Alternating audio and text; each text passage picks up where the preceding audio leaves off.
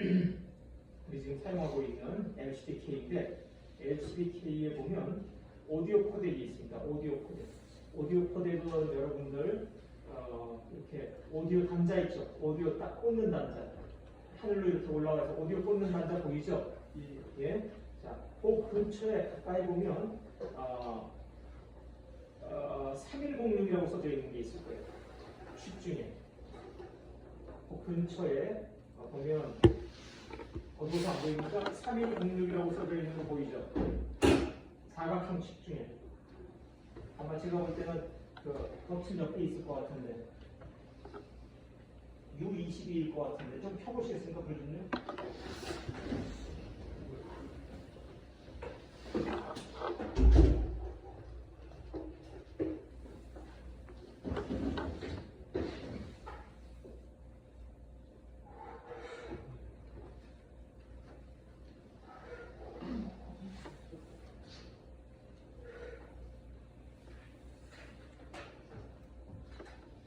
보이죠? 숫자 3106에 U22 그쵸? AC3106이라고 써져 있는 거죠. 그쵸? 네. 외국의 코덱입니다. 코덱이죠. 코덱. 자, 이 키세요. 자, 원래 여러분들 코덱 하면 코덱 어디서 많이 들었어요? 동영상 코덱. 그때 코덱 봤죠? 예, 동영상 코덱. 이 코덱은 원래 코더와 디코더. 코드와 디코더. 그러니까 코드 보면 앞에 인코더가 빠져요. 인코더. 그러니까는 코딩하고 디코딩하고 인코딩하고 디코딩하고 이거 줄여서 앞에 코자하고 이렇게 해서 코덱 두 개 합친 거거든요. 코덱. 그래서 코덱이라고 하면 이제 인코더, 디코더 합쳐서 코덱이라고 하는데 우리가 동영상 뭐 압축하는 그런 소프트웨어도 일종 압축할 때는 코드, 풀 때는 디코드 해가지고 우리가 그 코덱이라고 부르죠. 예. 그런데 오디오 주로 하드웨어에서 소프트웨어 코덱을 말할 땐 주로 그런 걸 말하는데 하드웨어에서는 AD 컨버터하고 DA 컨버터를 AD를 코더라고 부르고 DA 컨버터를 디코더라고 부르거든요. 그래서 AD, DA 컨버터가 이렇게 한 칩에 들어가 있는 경우, 그럼 우리가 보통 코덱이라고 불러요. 한 칩에 들어가 있을 때. 그냥 따로따로 있을 때는 AD 컨버터, DA 컨버터 이렇게 부르는데 보통 이렇게 따로따로도 제품이 많이 나와 있죠. AD 컨버터만 있거나 DA 컨버터만 있거나. 그럼 AD 컨버터, DA 컨버터가 이렇게 한꺼번에 들어가 있을 때가 있어요. 그걸 보통 코덱이라고 불러요. 근데 이렇게 한꺼번에 들어가 있는 것은 일반적인 AD, DA는 별로 없고 주로 오디오용으로 나온 AD, DA 컨버터, 알겠죠? 오디오용으로 나온 산업용으로 나온 것들은 대부분 AD 컨버터만 들어가 있고 DA 컨버터만 들어가 있습니다. 그런데 오디오용으로 나온 것은 보통 하나에 들어가 있어요. 그래서 AD 컨버터, DA 컨버터. 그래서 우리가 지금 사용하고 있는 이게 TLV320 AIC 6106인가 그렇게 되는데 이름이 좀 긴데 이게 ADDA 컨버터가 한꺼번에 들어가 있는 오디오용 이제 코덱입니다. 그래서 이거 하나가 들어가 있으면 이제 ADDA가 다 돼요. 그게 어디에 연결되어 있느냐? 그림상에 보면 MCASP라고 하는 포트에 연결되어 있죠. MCASP는 자, 먼저 MCASP에 대해서 먼저 설명합시다. 멀티 채널 오디오 시리얼 포트, 멀티 채널 오디오 시리얼 포트. 예전에는 이 MCASP는 어떤 표준 규격의 포트는 아니에요. SPI라든가 뭐 시리얼 SPI, I2C, 뭐 UART, USB 이런 것들은 다 표준인데 이건 표준은 아니에요. TI가 자기네가 사적으로 만들어서 쓰는 규격의 포트인데 원래 TI는 MCBSP라고 하는 포트를 먼저 썼었어요. 예, 물론 아직도 일부 지원되기는 해요. C2000에서는 아직도 MCBSP가 지원되는데 그 이후에는 이제 MCASP를 지원합니다. 보통 MCASP는 MCBSP의 로봇의 슈퍼셋이라고 보면 돼요. 자, 우리가 여러분들 시리얼 포트가 뭐예요? 시리얼 포트. 자, 시리얼 포트가 데이터를 전송할 때 시리얼로 전송하는 게 시리얼 포트잖아요. 무슨 말인지 패럴렐 포트는 전송할 때 패럴렐로 전송하는 거. 예전에는 패럴렐 포트 많이 썼어요. 기술이 떨어져서. 왜냐하면 데이터를 많이 전송하려면 주어진 시간 안에 쉽게 말하면 데이터가 빠른 속도로 날아가줘야 되거든요. 그러니까 소위 말하는 비트레이트가 높아야 되죠. 뭐 요새 여러분들 잘 알고 있다시피 뭐 USB-C나 무슨 썬더볼트 이런 거 보면 굉장히 주파수가 높잖아요. 클락이 높단 말이죠. 그 클락, 거기서 말하는 클락이라는 건 소위 말하는 비트 클락이라는 거예요. 비트 클락. 즉 다시 말하면 한 클락의 데이터가 하나가 전송이 되는 겁니다. 그러니까 시리얼 클락이 높아야 데이터를 이제 클락이 높아야 데이터를 빠르게 전송할 수 있죠. 빠르게는 즉 데이터를 여기서 뭐 부산까지 간다고 치면 자동차 속도가 빨라야 빨리 운반을 하잖아요. 근데 예전에는 그런데 자동차 속도가 빠르면 뭐가 문제가 되느냐 하면 뭐 일반 도로 같으면 위험해지겠죠. 일반 우리 전기를 비유하자면 데이터 속도가 빠르면 데이터 잘 전송하기가 어려워요. 제대로 전송하기가 어려워. 알겠습니까? 그러니까 빠른 속도로 전송하기가 어려워. 그러다 보니까 어떻게 했어요? 빨리 전송하면 속도를 높일 수가 없어. 쉽게 말하면 기술력이 높아야 속도를 높일 수 있는데 기술력이 높지 않으면 속도를 높이기가 어려워. 그럼 하는 방법은 뭐야? 자동차를 여러 대 동원하는 거지. 그러려면 어떻게 돼야 돼? 차선이 넓어야지. 8차선이면 자동차 8대가 동시에 갈 수 있잖아. 예전에 그랬단 말이야. 내가 저쪽에 보내야 될 화물의 양은 딱 정해져 있는데 그걸 빨리 보내야겠어. 그런데 화물차의 속도가 빠르지 못해. 기술력이 떨어져서. 어떻게 했어? 차선을 8차선 만들어가지고 화물차 8대를 동시에 보내는 거지. 알겠습니까? 그런데 요새 이제 기술력이 높아져가지고 이제 시리얼로도 굉장히 빠른 속도, 즉 다시 말하면 예전보다 한 10배 빠른 화물차를 만들 수가 있어. 그러면 8차선보다 더 빨라. 차선이 많이 필요가 없어. 그래서 이제는 차선 하나에 속도가 예전보다 한 10배 빠른 화물차를 들이미는 거나 마찬가지란 말이죠. 그래서 요새는 이제 패러렐 포트는 별로 없어요. 자, 생각해보세요. 패러렐 포트는 뭐가 많이 들어? 인프라, 뭐 만들 때 처음부터 비용이 많이 듭니다. 차선을 여러 개를 만들어야 되잖아. 마찬가지로 통신을 할 때 돈이 많이 들어. 선을 여러 개를 깔아야 되거든. 그러니까 점차적으로 점점 시리얼 통신으로 점점 방향이 틀어졌습니다. 그래서 어떻게든 빠른 속도의 화물차를 만들어서 차선 조금 깔고 빨리 보내야겠다라는 쪽으로 기술이 발전하다 보니까 이제는 충분히 속도가 빨라져서 충분히 기술이 발달해가지고 이제는 패러렐 포트는 거의 사용하지 않아요. 특별한 이유가 없으면. 시리얼 포트만으로도 충분한 속도가 나. 기술이 발전해서 그렇게 됩니다. 자, 그래서 시리얼 포트로 보낼 때는 뭐가 있느냐? 첫 번째, 기본적으로 자, 여기 이제 2개가 이렇게 있다고 쳐봐요.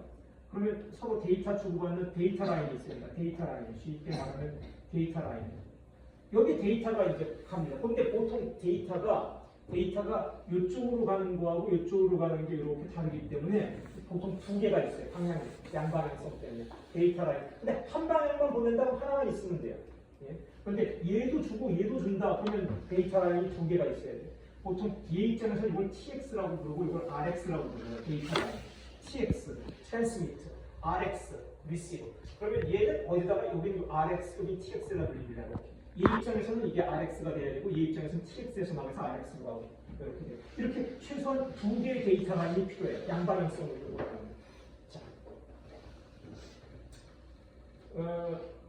그런데 이렇게 딱 2개만 라인 또는 뭐 한 방향만 생각해 봅시다.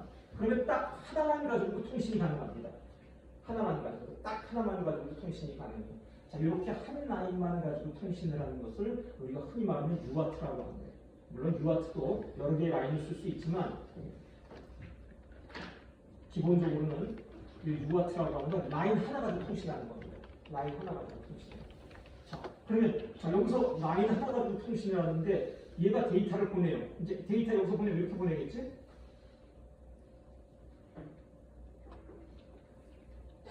자, 이렇게 보내. 무슨 얘기냐? 10, 10, 11, 00 이렇게 보내는 거. 이쪽에서 데이터를. 예? 무슨 말인지 알겠습니까? 여기서 이 신호를 보내. 그럼 여기 똑같이 받을 거 아니에요? 이쪽에 선이 전선이 연결되어 있는데.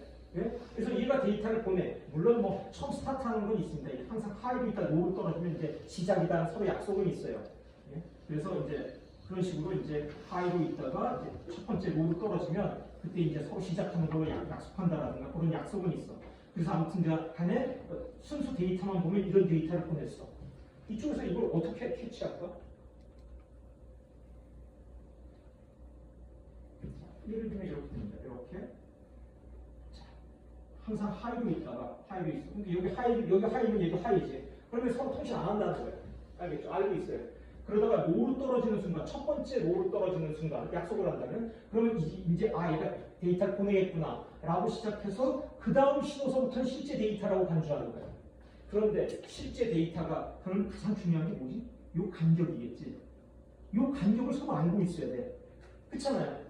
여기 의미 있는 데이터, 의미 있는 데이터, 의미 있는 데이터, 의미 있는 데이터, 의미 있는 데이터라고. 여기서 딱 떨어지는 순간 그러면 내가 요 정도 시간쯤 돼서 데이터를 읽으면 의미 있는 데이터를 읽겠다. 알겠죠? 그 다음서부터는 딱 정확히 꼭 간격대로만 읽어주면 그러면 데이터를 읽을 수 있겠다. 알겠죠? 그래서 UART는 서로 BPS를 약속하는 겁니다. 예? 예를 들면 뭐 4800 BPS, 뭐 9600 BPS 이런 BPS들이 있잖아요. 항상 UART 통신할 때는 이 BPS가 양쪽에 정해져 있어요. 알겠죠?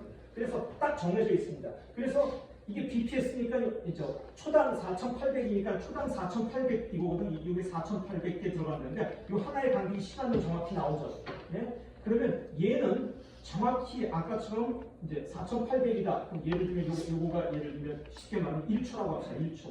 예를 들면 1초. 1초. 그러니까 0.5초라고 해요. 0.5초. 그러면 정확히 말하면 여기서 딱 떨어지는 순간 여기 0.5초. 0.5초고 이 가운데서 읽는 게 제일 좋으니까 0.75초. 얘가 딱 떨어지고 난 다음부터 얘가 딱 떨어지는 걸 만나면서부터 0.75초부터 읽기 시작해요. 그 다음에 0.75초. 0.75. 자, 이거 하나가 0.5초면 그 다음부터 0.5초마다 딱딱 읽으면 정확히 읽을 수 있겠죠. 예, 이런 원리도 하는 거예요. 약속해가지고. 예. 그런데 무슨 문제가 있느냐? 이건 양쪽이 시계가 동일하다는 가정입니다. 그런데 우리가 쓰고 있는 크리스탈이 생각보다 이게 오차가 꽤 커요. 시간이 흐르면 이게 꽤 어느 정도 벌어져요. 그래서 예를 들면 또 한 가지 여기는 예를 들면 이럴 수가 있어요. 얘는 9600인데 그럼 9600이라는 클락을 얘는 있다는 정확히 얘를 정확하다고 치면 그런데 얘는 9600을 정확히 못 만들어낼 때가 있어. 왜냐하면 보통은 자기가 가지고 있는 클락을 분주해서 만드는데 내가 쓰고 있는 오리지널 클락을 아무리 분주해도 딱 떨어지지 않을 때가 있거든. 예? 그러면 얘는 9601이라든가 이런 식으로 돼요. 그래도 상관은 없어. 이거 조금 틀어질 거 아니야. 내가 0.5초에서 하는 게 아니라 0.501초에서 자기는 이제 보고 읽는 기준이 안 된다고 읽게 되죠. 크게 문제가 없어. 그런데 이게 오래 쌓이면 나중에 문제가 돼. 그렇죠? 그래서 UART는 이게 조금 틀리다거나 또는 실질적으로 똑같이 만들어도 똑같은 클락을 써도 이쪽에서 쓴 크리스탈하고 이쪽에서 쓴 크리스탈이 서로 특성이 다르기 때문에 시간이 지나면 조금씩 틀려져요. 이게. 나중에 이게 안 맞아. 아주 장시간 통신하면 틀릴 수 있고 또는 장시간이 아니라 아주 적은 데이터를 보낸다고 해도 만약에 이게 비트가 이렇게 우리가 1초 이렇게 간격이 넓으니까 큰 문제가 안 되는 것처럼 보이지만 굉장히 빠르다 그러면 굉장히 좁거든 이 폭이. 그러면 예를 들면 확대한 거야. 근데 이게 1나노 세크야. 그럼 1나노 정확히 딱 맞아야 돼. 알겠죠? 그러려면 두 개의 시계가 무지하게 엄밀하게 정밀하고 딱 맞아야 돼. 알겠죠? 그래서 그러기가 어렵기 때문에 UART는 고속통신이 좀 어려워요. 예? 고속으로 통신하기가 어려워요. 서로 시간 맞추기도 어렵고 고속통신이 안 돼. 자, 그래서 그 다음에 등장한 것은 뭐냐? 여기서 문제점이 뭐였죠? 양쪽이 서로 각각의 클락을 쓴다는 데서 문제가 있는 거예요. 동일한 클락이 아니에요. 알겠죠? 서로 여기서 보는 것처럼 이것도 좀 틀릴 수가 있고 여기 9600이고 여기는 뭐 9601일 수도 있고 또 얘도 9600, 9600이라고 하더라도 시간이 가면 틀어져요. 그래서 그 다음 나온 방법은 얘가 그럼 그래? 내가 여기서 쓰고 있는 클락을 너한테 전송해 줄게. 그래서 여기 비트 클락, 내가 쓰고 있는 클락 이렇게 전송되어집니다. 그래서 보통 우리가 이걸 비트 클락이라고 해요. 비트 클락. 그래서 한 라인을 더 보내줘. 이러면 아까 했던 모든 문제가 사라져. 양쪽이 완전히 동일한 클락을 쓰게 돼. 항상. 알겠습니까? 그렇잖아요. 내가 쓰고 있는 클락이 똑같은 동일한 클락 받아서 쓰잖아요. 예? 자, 이렇게 된다는 거죠. 자, 이렇게 되니까는 속도를 훨씬 높일 수가 있어요. 이제 이게 뭐 물리적으로 많이 떨어져가지고 신호가 열화된다든가 그런 것만 아니면 보통 그래서 우리가 열화되는 거 방지하기 위해 가지고 쉴드, 케이블 쉴드를 아주 잘하죠. 예? 요새 나오는 시리얼 통신들은 비트레이트가 높기 때문에 여러분들 케이블에도 굉장한 기술이 들어가 있다고요. 케이블이 그냥 단순히 그냥 선만 연결해서 되는 게 아니라 그 케이블을 만들 때 고속통신이 가능하도록 케이블을 굉장히 잘 만든단 말이죠. 그런 것들이 다 이제 그 시리얼 통신 사양에 다 들어가 있게 되는데, 자 어쨌든 이렇게 돼요. 자 오케이, 이렇게 됩니다. 이렇게 두 개 했는데, 자, 이렇게 하니까 이게 좀 문제가 뭐냐면 좀 융통성 있는 데이터를 보내는 게 좀 어려워. 무슨 얘기냐? 내가 데이터를 보낸다 그러면 아까처럼 뭔가 약속을 해가지고 보낸다, 안 보낸다, 뭐 이 정도는 뭔가 간단하게 여기다가 뭔가 약속을 할 수 있을 것 같은데, 지금서부터 내가 데이터를 보내는데 내가 보내는 데이터를 즉 다시 말하면 여기에 어느 순간이든 내가 데이터를 즉 다시 말하면 여기서 데이터를 보내는데 내가 보내는 데이터의 시작과 끝을 정확히 알려줄 수 있는, 아까처럼 무언가 좀 복잡한 트릭을 쓴다든가 이런 게 아니라 여기 순수하게 데이터만 정성되어지게 되고, 알겠죠? 그 다음에 내가 지금 보내는 데이터의 시작과 끝을 알려줄 수 있는, 다른 예를 들면 내가 여기서 자, 그걸 우리가 프레임 싱크라고 하는데, 프레임 싱크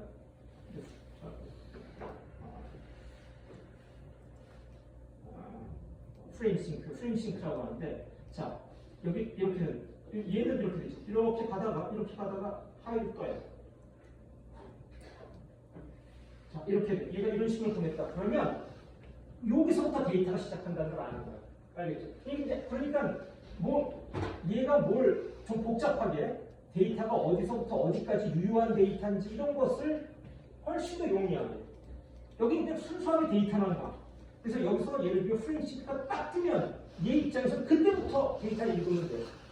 왜? 이게 딱 뜨는 순간 데이터가 이게 의미 있는 데이터가, 그래서 언제까지 읽고 딱 떨어지면 그때까지 읽으면 돼. 알겠죠? 데이터의 시작과 끝을 알려주는 이런 신호가 하나 있으면 훨씬 더 편하겠다라고 생각되어져서 이렇게 세 개의 라인으로 구성되어 있습니다. 이게 가장 기본적인 시리얼 포트예요. 그래서 시리얼 포트 하면 데이터 라인, 비트 클락, 프레임 싱크, 또는 이제 얘를 워드 클락이라고 해요. 워드 클락. 내가 워드 클락이라는 의미 이해가 되죠. 워드 클락. 내가 보낼 때마다 워드 단위로. 그리고 또 한 가지. 내가 데이터를 보내는데 아까처럼 잘 보세요. 얘 아까 큰 차이 안 나는 것 같은데 얘는 시작과 끝만 알려줄 수 있어. 시작과 끝만 알려줄 수 있습니다. 시작과 끝만. 그런데 얘는 시작과 끝을 가르쳐주는데 그게 아니라 내가 보내는 데이터의 기본 단위, 내가 지금 데이터를 보내는데 얘가 16비트 단위로 의미 있는 단위로 지금 전송되고 있다 라고 하는 것을 가르쳐줄 때 이렇게도 되지만 워드 클락이 이렇게도 나옵니다.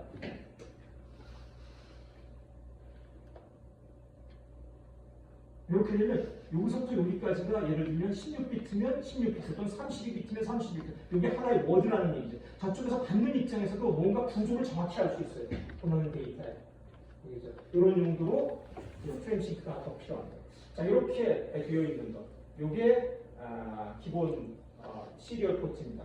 MC DSP는 어떻게 되어 있었냐면, 지금 이제 설명. MC DSP는 포트 하나당 어떻게 되어 있었느냐 하면 아까 말한 것처럼 TX, RX가 있습니다. TX, RX 데이터 라인이 두 개 있어요. TX, RX 하나는 송신용 데이터 라인, 하나는 수신용 데이터 라인 이렇게 되어 있고요. 그 다음에 비트 클락이 있죠. 비트 클락이요. 클락 CLT 클락인데 시리얼 포트가 클락 하나를 가지고 양쪽이 동일하게 보응해서 쓰는 경우 있고요. 이런 경우는 내가 하나 보낼 때 하나 받는 거죠. 동일합니다. 단점은 얘가 독립적으로 쓸 수 있어요. 나 받는 속도와 보내는 속도 다르게 하고 싶다. 알겠죠? 그럴 경우를 대비해서 얘가 두 개가 있습니다. 보통 receive, transmit, 클락 X, 그 다음에 클락 R 그래서 요거용 클락, 트랜스미트용 클락과 리시브용 클락 알겠죠? 이것이 서로 다르게. 요거가 두 개가 따로 있는 것도 있고요. 어떤 장치들은 하나 있는 경우도 있어요. 그냥 하나 가지고 공용해서 쓰는 경우. 하지만 이렇게 있으면 서로 속도를 다르게 할 수 있습니다. 그 다음에 아까 말했던 프레임 싱크. FSR, FSX 마찬가지로. 여기도 마찬가지로 얘도 하나만 있는 경우 있습니다. 즉 다시 말하면 데이터를 동일한 구조로 한 워드 보낼 때 한 워드 받는다. 그럼 하나만 있어도 돼요. 그러나 이렇게 되게 되면 즉 보내는 것과 받는 것에 대해서 완전히 독립적으로 이렇게 쓸 수가 있습니다. 이렇게 돼 있었어요. 요게 이렇게 들어가 있는 게 멀티 채널 버퍼드 시리얼 포트입니다. 이렇게 돼 있었죠. 이렇게 돼 있었어요. 이렇게 해서 그래서 요 MCDSP에는 포트 하나당 이렇게 기본적으로 6개의 단자가 있었어요. 이렇게 돼 있었죠. 자, 그런데 그래서 우리가 이제 아까 말한 것처럼 잘 보세요. 이렇게 되죠. 비트 클락은 이렇게 나가죠. 저기 비트 클락이 나갑니다. 이게 뭐 클락, 비트 클락이요. 그리고 속도는 임의로 쓸 수 있습니다. 보통 빠른 속도로 쓰죠. 이건 나중에 설명하고. 프레임 싱크는 아까 말처럼 이렇게 나와요. 자, 그럼 이 프레임 싱크는 뭐냐? 우리 예를 들면 AD 컨버터 같으면 프레임 싱크 이게 48,000. 48,000분의 1초마다 한 번씩 뜨는 거죠. 왜? 우리 샘플링을 48,000번 샘플링해야 됩니다. 48,000번 샘플링해야 돼요. 자, 그래서 이게 이렇게 연결돼 있고 이쪽에 AD 컨버터나 또는 DA 컨버터가 연결돼 있다고 친다면 그쪽에 이제 연결되어지죠. 그쪽에 연결되어져. 그래서 AD 컨버터라면 AD 컨버터가 이걸 받습니다. 이걸 받아. 이걸 딱 받는 순간 근데 이걸 받으면 AD 컨버터는 이제 데이터를 샘플링한 걸 보내주면 됩니다. 샘플링해서 보내주면 돼. 그럼 이게 딱 뜨고 이제 계속 샘플이 이렇게 가죠. 요 사이에는 요 비트 클락이 아주 많이 들어갑니다. 요거보다 훨씬 속도가 높기 때문에 보통 여기 요 사이에 뭐 256개라든가 요것이 이렇게요. 그럼 이거보다 훨씬 많이 들어갈 수도 있고요. 사양에 따라서 이건 어떤 특정한 값을 쓰는 게 아니라 어느 범위 안에 있는 비트 클락을 쓰면 돼. 너무 높은 비트 클락을 쓰면 안 되고요. 하드웨어적으로 제한이 있기 때문에. 자, 이렇게 돼 있고요. 그래서 이제 이렇게 딱 되면 그 다음에 이렇게 되면 이쪽에서 AD 컨버터에서 이제 데이터를 주겠죠. 데이터가 여기로 들어오겠죠. 이렇게 들어. 그럼 여기서부터 이렇게 딱 들어오는데 이제 여기 있는 걸 이쪽에 그려봅시다. 이렇게. 얘는 이제 이거 딱 뜨는 순간 비트 클락이 이렇게 쫙 뜨고 클락이 쭉 있을 거고요. 클락이 있을 거고. 그러면 여기 딱 뜨는 순간 이제 데이터가 들어오기 시작합니다. 데이터가 들어오는데 어떻게 들어와? 이렇게 해서 32비트가 들어와. 왜 32비트가 들어올까? 32비트가 들어올 때도 있고, 또는 뭐 48비트가 들어올 때도 있고, 64비트가 들어올 때도 있습니다. 왜냐면 우리가 32비트 들어오는 것을 코덱이 16비트로 설정했을 때, 16비트, 코덱을 AD 컨버터를 16비트 AD 컨버터로 설정했다. 그러면 32비트가 들어가요. 왜? 우리가 쓰는 AD 컨버터는 스테레오이기 때문에 레프트 16비트, 라이트 16비트. 그래서 레프트 16비트가 먼저 들어오고 라이트 16비트가 해서 32비트가 언제? 여기 이 클락에 맞춰서 한 클락에 한 비트씩 들어오는 거예요. 그래서 32개의 클락이 지나가면 데이터가 다 들어오지. 알겠죠? 그리고 난 다음에는 그 클락이 남아있을 수 있습니다. 그게 끝난 거지, 이제. 끝난 거예요. 그러면 이게 높으면 뭐가 장점입니까? 높으면 빨리 들어오지. 알겠습니까? 이게 들어오면 32비트 들어오는데 훨씬 빠른 시간 안에 들어올 수 있어요. 그게 큰 문제가 아니라면 뭐 얼마든지 요것과 요거 사이에 32비트만 들어오면 되는 거니까 이거 느리게 써도 되고요. 자, 그렇게 됩니다. 이렇게 해서 데이터가 들어오게 되죠. 그런데 여기 일반적으로 우리 코덱을 쓸 때는 이렇게 씁니다. 그래서 우리가 이걸 보통 이제 I2S라고 하는데 I2S 스테레오 이제 그 레프트 라이트 채널 이렇게 두 개의 채널. 옛날에 오디오는 스테레오였습니다. 아주 오랫동안 스테레오였었어요. 그 이후에 무슨 뭐 돌비 무슨 채널 막 여러 채널 되고 입체우면 그러면서 채널이 늘어났지 아주 수십 년 동안 스테레오였습니다. 오디오가. 그래서 오디오는 그냥 레프트하고 라이트 두 채널밖에 없어요.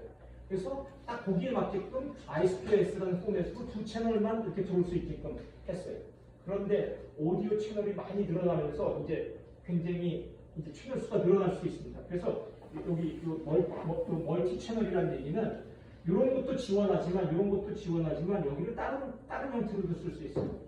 이 비트레이트가 충분히 높게 하고 이것을 아까 말한 것처럼 이렇게 나눠요. 그래서 총 얼마? 128개까지. 그래서 아까처럼 하면 이게 I 스퀘어 S는 이게 2채널 있는 겁니다. 2채널. 그런데 이거 여기 TDM 모드라고 하는데 TDM 타임 디비전 멀티플렉스 TDM 모드로 설정하게 되면 I 스퀘어 S는 TDM이 2인 경우에 스페셜 케이스라고 보면 돼요. 네. 근데 저 멀티 채널 MC DSP에서는 이걸 얼마든지 늘릴 수 있어요. 128개까지. 그래서 이렇게 쉽게 말하면 128채널까지 받아들일 수 있습니다. 그래서 이게 이렇게 있는데 여기서 이렇게 받아들이는데 여기 오디오 코덱을 하나만 받아들여 스테레오 채널 2채널만 받아들여 아닙니다. 이 멀티 채널로 사용하면 이 TDM 모드로 사용하게 되면 훨씬 더 많은 채널을 읽어드릴 수 있습니다. 그래서 이렇게 쭉 읽어드릴 수 있습니다. 자, 이렇게도 쓸 수 있는데, 자, 그러면 MC ASP는 여기서 뭐가 달라진 거냐? 뭐가 달라진 거야? 자, 이제 오디오를 가만히 봤더니, 사실은 오디오라는 시스템에서는 이런 특정한 클락 시스템을 사용해요. 우리가 예를 들면 샘플링 레이트가 48,000이다, 또는 뭐 96,000이다 하면 그거 다 공통으로 사용합니다. 그러다 보니까 아까처럼 이제 아까 한번 MC ASP를 한번 생각하면 포트 하나에 트랜스미터 하나, TX 하나, RX 하나, RX. 실제로 데이터는 딱 두 라인이에요. 그 다음에 나머지는 클락하고 프레임 싱크야. 이렇게 돼 있어요. 이렇게 돼 있는데 내가 이걸 늘리고 싶다 그러면 여기 딱 고정돼 있으니까 포트를 여러 개 넣어주는 수밖에 없어. 그래서 예전에는 이 MC BSP가 3개씩 들어가 있었어요. 3개. 왜냐하면 데이터 라인은 딱 2개밖에 없으니까 내가 더 많은 데이터를 받고 싶으면 그러면 포트를 여러 개 써야 돼. 1번 포트, 2번 포트, 3번 포트 이렇게 여러 개를 집어넣단 말이죠. 오로지 내가 받아야 될 데이터 라인이 많이 필요하기 때문에 그래서 그런 가만 보니까 그런 필요성이 있고 그런 니드가 있다 보니까 이걸 어떻게 바꿨냐면 이렇게 바꿨습니다. 아예 데이터 라인은 이렇게 만들어놨어요. 얘를 16개를 만들었어요. 16개, 최대 16개.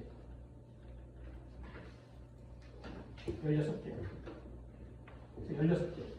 그리고 난 다음에 쉽게 말하면 여기 클락 CLKR, CLK, X, 그다음에 프레임 싱크, 리시브, 프레임 싱크, 트랜스미트, X.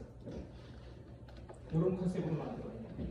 여기도 마찬가지로 리시브하고 얘도 하나씩 할 수 있지만 그러면 리시브하고 트랜스미트가 완전히 싱크가 맞아야 되니까 내가 다른 클락을 쓰고 싶다. 근데 그렇게 하려면 어차피 따로따로 주는 게 좋을 것 같아서 얘는 각각 리시브하고 트랜스미트는 따로따로 줬지만 어쨌든지 간에 얘는 이렇게 하나씩만 주고 여기 16개가 됐어요.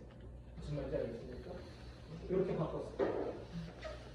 그래서 여기 데이터를 아까 이게 말하면 쉽게 말하면 TX, RX에 해당하는 라인들입니다. 이게.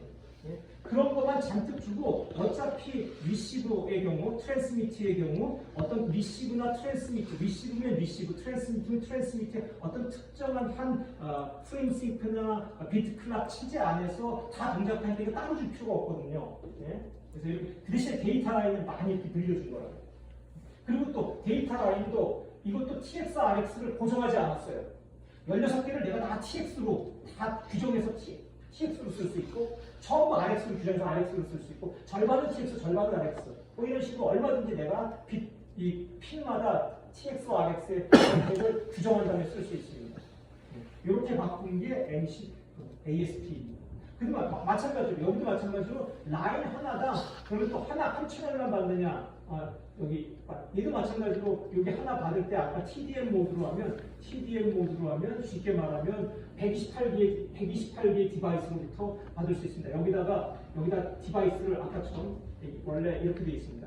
사실은 잘 보세요. 이렇게 되어 있는데 아까 여기에 AD 컨버터가 들어있는 거예요. AD 컨버터가 들어있는데 이렇게 TD 2개, 자, 레프트, 라이트 이렇게 되어 있다고 했죠. 레프트 실어주고 라이트 실어줍니다. 이렇게 되는데 사실은 요거 하나의 안에 AD 컨버터가 2개 들어있다고 보시면 돼요. 두 개가. 근데 첫 번째 AD 컨버터가 요 시간을 사용하고 두 번째 AD 컨버터가 요 시간을 사용한다고 보면 돼요. 이게 확장되어지게 되면 이렇게 될 수 있습니다. AD 컨버터가 한 개가 있어요. AD 컨버터, AD 컨버터, AD 컨버터 이렇게 여러 개가 있어. 그리고 한 라인에 물려 있어요. 한 라인에 물려 있습니다. 이렇게 물려 있어요. 물려 있고 시간은 딱 정해져 있어요. 이제 시간은 이렇게 되어 있죠. 그래서 요 시간대는 예를 들면 이게 딱 싱글 채널이라고 합시다. 스테레오가 아니라 싱글 채널. 그럼 딱 요 시간대는 얘가 데이터를 내놔. 왜냐면 다 동일한 이렇게 물려 있는 거예요. 동일한 이게 라인에 물려 있기 때문에 이 비트 클락이 나갈 거 아닙니까? 이렇게 시간이 이제 나갈 때 첫 번째서부터 16비트에 해당하는 시간, 그 시간. 자, 시간이 흐르고 있어요. 16비트. 그 시간에 얘가 16비트를 탁 내줘요. 그럼 얘가 16비트를 받겠죠. 예? 예. 그런데 그 다음에 또 이제 그 다음 시간에 또 비트 클락이 나올 거 아니에요? 그러니까 얘 입장에서 봤을 때는 데이터가 계속 들어와. 데이터가 계속 들어오죠. 데이터가 계속 들어오는데 첫 번째 16비트에 해당할 때는 얘만 연결되어 있는 거나 마찬가지로 얘가 다 끊어져 있어요. 예? 그래서 첫 번째 16비트일 때는 얘가 데이터를 내. 그럼 딱 나와. 근데 두 번째 또 시간, 그 다음에 16비트 다 받았어? 그 다음에 또 받을 거 아니야. 그 다음에 받을 때는 얘 데이터가 들어오는 거나 마찬가지예요. 왜? 얘는 데이터를 안 내고 그 16비트가 지난 그 다음 시점부터 얘가 데이터를 내거든. 그래서 이 시간 순서에 맞춰서 딱딱딱딱 내는 거만 마찬가지가 되고 따라서 굉장히 많은 디바이스를 붙일 수 있습니다. 사실 하나에. 이렇게 해서 대충 컨셉을 설명해 주는 것 같아요.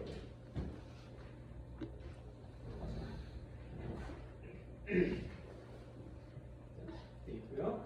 자, 지금 그 다음에 그래서 우리가 지금 쓰고 여기 나와 있는 게 TLV 320 AIC 3106이라는 이제 오디오 코덱은 자 스테레오 오디오 ADC하고 스테레오 오디오 DAC 이 두 개가 한꺼번에 들어가 있는 겁니다. 자 그렇게 돼 있고 뭐 XNR 같은 거 안 봐도 되고요. 자 샘플링 데이터 얼마를 지원하느냐 하면 8kg에서 96kg까지 지원해요. 8kg에서 96kg. 그래서 우리가 8kg로 설정할 수도 있고 8kg에서 96kg까지 우리가 레지스터 설정하고 샘플링 데이터 설정할 수 있어요. 자, 그렇게 돼 있고 8kg면 뭐 보통 이제 비트레이트가 낮죠. 96kg면 이제 상당히 좋죠. 48kg가 보통 우리가 적당한 오디오인데 96kg면은 굉장히 DVD급 오디오죠. 예, 그렇게 되고 그 다음에 데이터 이거는 16비트, 20비트, 24비트, 32비트 이렇게 되어 있습니다. CD가 16비트고 DVD가 24비트거든요. 예, 그래서 지금 쓰고 있는 이 코덱은 오디오용을 상당히 하이퀄리티 오디오 코덱이라고 보면 돼요. 그러니까 하이파이용 오디오 코덱이라고 보면 됩니다. DA도 마찬가지고요. 자, 이렇게 되어 있습니다. 자, 그렇게 되어 있고, 자, 여기 구조를 보면, 이걸 보기 전에 이거는 같이 볼까요? 여기 그림 나와 있는데, 자, 이거 다시 한번 볼까요? 자, 이게 일반적인 시리얼 포트, 기본 이렇게 3kg 정도 있다고 했는데, 비트 클락이죠? 비트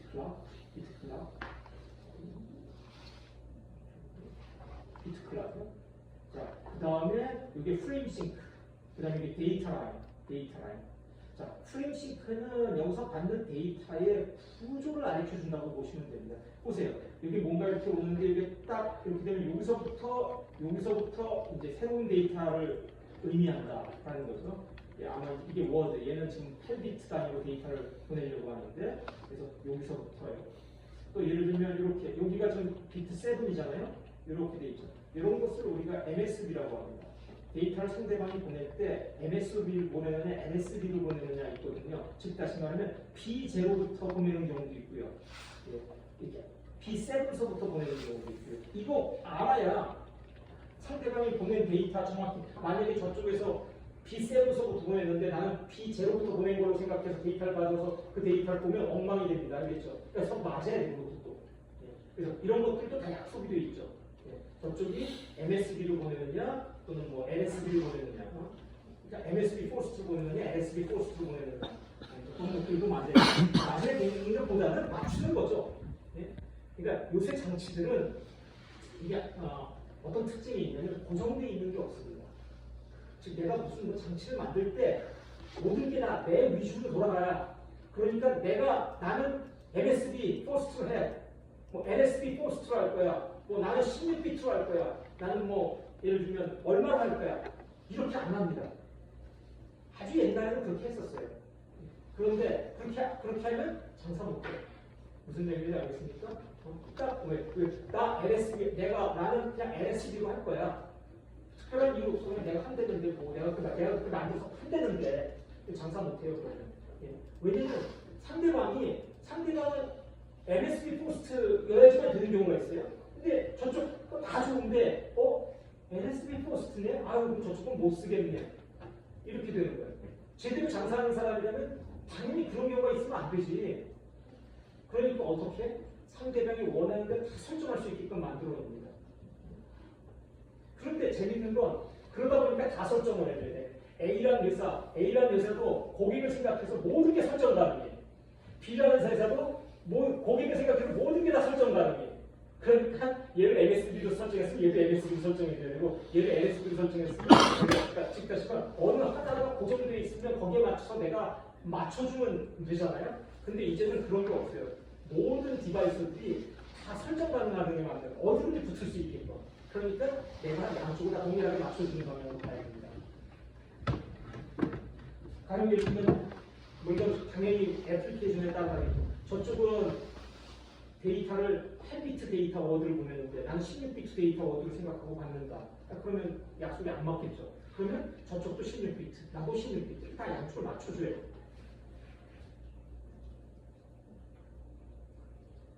그래서 자 여기 보시면 여기 돼 있죠. 여기 이제 이름이 여기는 이제 MC-ASP인데요. AXR이라고 돼 있죠. 여기 아까 TXRX인데 여기서는 이제 TXRX라는 개념이 없습니다. 핀이 리시브로도 쓸 수 있고 트랜스미트로 쓸 수 있어서 XR이라는 걸 X도 붙이고 R도 붙였어요. X는 트랜스미트, R은 리시브거든요. 그래서 이런 것이 N이라고 되어 있는데 이게 포트마다 달라요. 포트마다 다른데 내가 16개 이상을 본 적이 없어요. 16개. 한 포트의 데이터 라인을 16개 준 게 제일 많이 준 것 같아요. 네. 그래서 보통 MC-ASP도 보통 4포트, 5포트 이렇게 주거든요. 4포트, 5포트. 그런데 이거 지금 데이터가 이렇게 많은데 이런 포트를 또 5개씩이나 준다고. 예. 근데 같이 살펴보면 한두 포트가 16개까지 풀을 지원하고 다른 포트들은 AXR 데이터 라인이 뭐 4개, 6개 이렇게 적습니다. 이렇게 돼 있어요.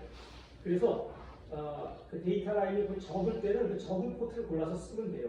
괜히 헤비하게 막 16개짜리 데이터 라인에 있는 그런 포트를 쓰지 말고요. 여기 보시는 것처럼 여기 있는 것처럼 트랜스미트와 관련된 것, 리시브와 관련된 것. 트랜스미트, 리시브와 관련되는 이 클락이 각각 하나씩만 있다고 보시면 됩니다. 이거 뭐 하이 클락이 따로 있긴 한데 이건 모르셔도 되고요. 클락, 프레임 싱크, 그 다음에 비트 클락, 프레임 싱크 이렇게 되어 있습니다. 아까 MC, BSP는 포트란 이런 것들이 다 있었는데 오디오에서는 클락은 다 동일 클락들을 서로 쓰니까 따로따로 있을 필요가 없지 않느냐. 그래가지고 이제 이렇게 MC-ASP라고 하는 포트가 이제 오디오용으로 좀 특화돼서 나온 겁니다. 되고요. 그 다음에 이게 이제 우리가 사용하는 코덱인데요. 코덱일까요? 자, 여기 보면 이게 입력이 여기 좀 여러 개가 있어요. 여기 있는데 중요한 건 AD 컨버터하고 AD 컨버터 2개밖에 없어요. AD 컨버터 2개 있죠. AD 컨버터, DA 컨버터, DA 컨버터. 그래서 AD 컨버터 2개, DA 컨버터 2개 들어있는 겁니다. 자, 그런데 여기 입력 보면 입력은 여기 보면 꽤 많이 있어요. 하나, 둘, 셋, 넷, 다섯, 6개. 6개까지 입력이 있어요. 6개까지 입력을 있어요. 그래서 일단 입력을 6개까지 물릴 수 있습니다. 물릴 수 있는데 6개까지 물릴 수 있는데 사실은 이 중에서 2개만 골라서 AD 컨버터는 2개밖에 없으니까요. 근데 이 코드에 여기에 믹서까지 들어가 있어요. 믹서. 보통은 여기에 먹스가 들어가 있는데 믹서가 들어가 있습니다. 먹스란 얘기는 뭐냐면 믹서는 먹스를 포함하는 개념이거든요. 먹스는 선택기라는 뜻이에요. 선택기. 즉 다시 말하면 하나 이쪽은 left 채널, 이쪽은 이제 right 채널이에요. left 채널의 세 개, right 채널의 세 개 이렇게 있습니다. 자, 그렇게 돼 있으니까, 자, 레프트 채널에 3개, 라이트 채널에 3개니까, 어쨌든 간에 여기서 이 3개 중에서 하나를 AD 컨버터하고, 이 3개 중에 하나를 AD 컨버터예요. 그래서 단자를 만들어 놓을 수 있습니다. 그리고 뭐 라인과 꽂아 놓을 수 있어요. 하지만 여기에, 예전에는 여기에 보통 뭐가 들어가 있었느냐? 먹스가 들어가 있었습니다. 선택기가 들어가 있어요. 그래서 그거 다 레지스터로 설정 가능한데, 난 요거 선택해서 AD 컨버터 할 거야. 그럼 요거 AD 컨버터가 되고요. 요쪽은 내가 요거 선택해서 AD 컨버터 할 거야. 그럼 요거 이렇게 되고요. 자, 그렇게 됐습니다. 그래서 여기 이렇게 여기 막 이쪽도 3개, 3개 있으니까 이거 여기 3개, 여기 3개, 요거 3개 있으니까 6개. 입력을 6개나 받는데 그럼 그 AD 컨버터 6개 들어가 있다는 얘기야? 아닙니다. AD 컨버터 2개만 들어가고요. 동시에 AD 컨버터 할 수 있는 2개밖에 없어요. 내가 이 중에서 요거 선택해서 하거나 요거 선택해서 하거나 선택할 수 있다는 거죠. 그런데 여기 아까 뭐라고 했어요? 먹스가 아니고 믹서라고 했죠. 믹서는 게인을 사용합니다. 게인을요. 무슨 얘기냐? 그런데 믹서는 아까 먹스의 기능을 할 수 있어요. 자, 여기는 게인을 아주 크게 하고 이 2개는 게인을 0으로 하면 요거 선택한 게 됩니다. 아시겠죠? 예, 그래서 이게 지금 여기는 이제 믹서인데 믹서지만 예전처럼 먹스의 형태로 선택할 수 있다고요. 내가 어떤 것은 게인을 1로 하고 나머지 2개 게인을 0으로 줘버리면 1을 선택하는 거랑 마찬가지예요. 그런데 얘는 먹스는 아니기 때문에 여기서 들어오는 신호를 다 얘는 0.1, 얘는 0.5, 0.2, 0.1 이렇게 곱하면 신호가 섞여서 들어옵니다. 섞여서. 뭔지 알겠죠? 섞을 수가 있어요. 그래서 뭐 나는 요거 2개를 섞었다 그러면 여기다가 요거 게인 0.5, 요거 게인 0.5, 난 얘 안 쓰겠다 그러면 게인 0 그러면 이 두 신호가 아날로그적으로 믹스가 되죠. 2개가. 그걸 AD 컨버터 하니까 여기에 먹스일 때보다 믹서가 더 융통성이 높아진 거죠. 이런 식으로 되어 있습니다. 그래서 우리 좀 보면 자 이제 보세요. 우리 거기 보면 라인인 있죠. 라인인이 어디에 연결된 거냐 여기 보면 자, 그래서 회로도 한번 봅시다.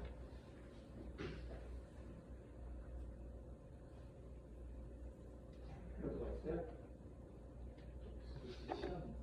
2시간 어떻게